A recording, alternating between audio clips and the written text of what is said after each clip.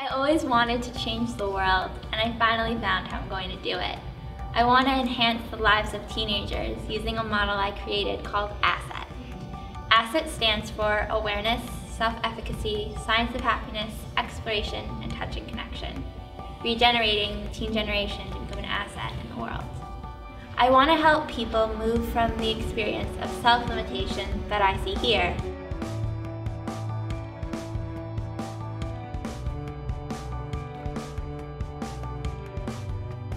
and to the sense of self-actualization that I see here. The brick walls are there for a reason. All right? The brick walls are not there to keep us out. The brick walls are there to give us a chance to show how badly we want something. Because the brick walls are there to stop the people who don't want it badly enough. They're there to stop the other people. I personally struggled in the public school system. I was never given the tools to succeed. They were always, I went to the guidance counselor and I'd be like, I need some help. I need to figure out what to do with my life, and I need to figure out how to balance everything. And her answer for it would be a stress ball. And I was like, this really isn't working out for me. You're just telling me to squeeze a ball and that's the cure for everything. And so from that moment on, I knew I had to figure out some way that teenagers are going to be able to function, because obviously what the school system is offering them isn't working. The educational system today really doesn't provide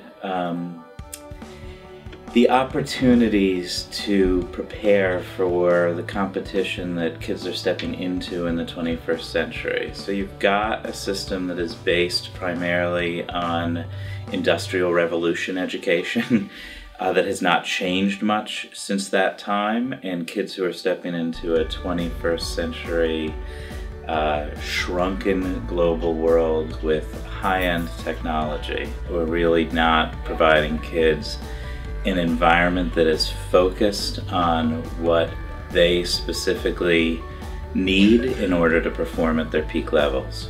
So awareness. I had to become aware of my body. I think teenagers forget that we have a body. We're just they just throw anything in and it'll work, kind of like that. But we have to fuel the engine, and we have to be aware of what we're putting in. Nutrition supports us by recognizing that we are what we eat and being aware of what's going into our bodies at all times. Food can be medicine, and medicine can be your food. And if we recognize and pronounce what we put into our bodies are better able to recognize that and know what to do with it. Then you take it to a next step. Not only does awareness come from your body, but of your mind. You have to be aware of all your thoughts. And I've learned that through mindfulness. I teach mindfulness here at Easton Country Day School.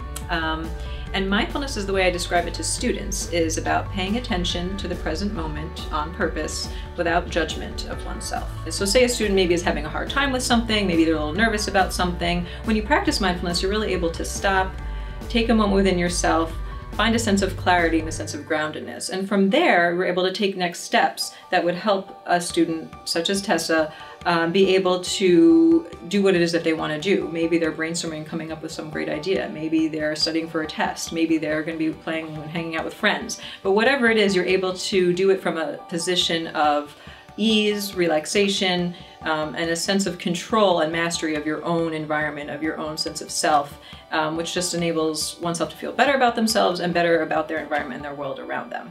So self-efficacy, we're the first generation that has to deal with social media, texting, all this new stuff.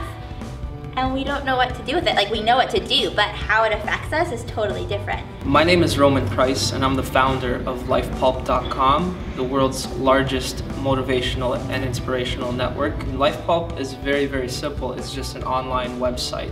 But you factor in the technology of social media, you factor in the technology of an email address, you factor in the ability for people all around the world to have access to LifePulp without coming to see me personally or other people.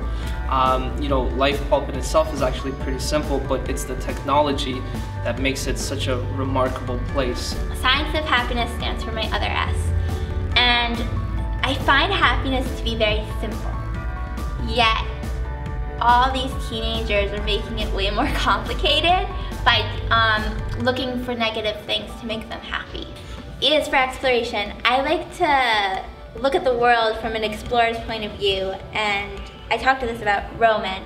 He and I are discussing how you have to open your mind to receive anything, and even if you subconsciously think you know something, it's already gonna make you unable to receive it.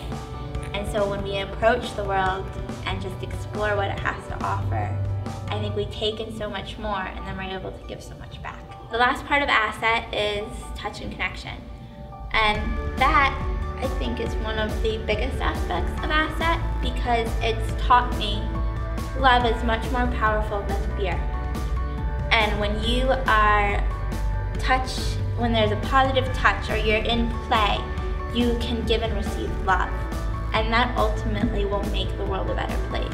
Tessa came to Easton Country Day School as an older child. She was in 8th grade and had never had the value of having play in her life.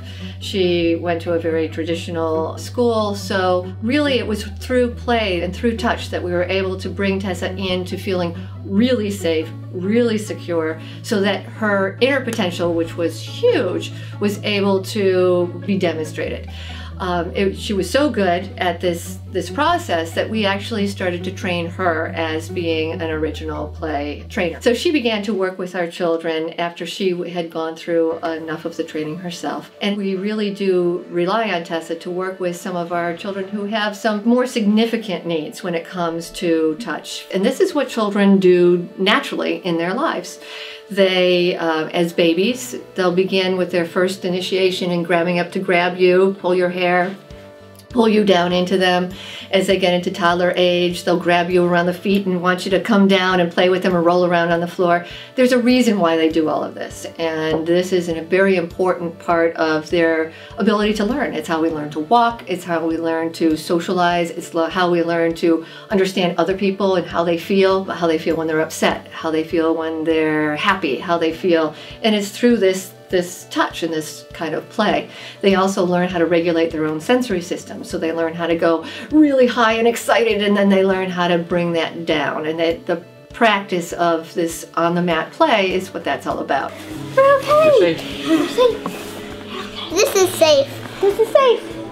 Obviously, I'm 16. I don't know everything, and I don't want to claim I know everything, because then that would give me a closed mind and it would be a lie. So instead, I've surrounded myself with people who are experts in their field. So I'm able to work with them and take in all their knowledge and then apply it to a teenager. Teen sanity is how to be a sane teenager, which actually isn't that hard. I've taken all these aspects and thrown them together and wrote little things. What I like to do with teen sanity is I like to say a teenager situation, and then I apply a healthy lifestyle to it to solve it for the answer. I've done quite a lot in my business career, and I pride myself very differently. A lot of people, they pride themselves on success. I more pride myself on my mistakes, because those are the things that I learned from. It's very easy to succeed, but when you make a mistake, it's priceless, and as long as you don't make the same mistake twice, to me that's a lot better than succeeding the first time around, because my knowledge is a lot grander.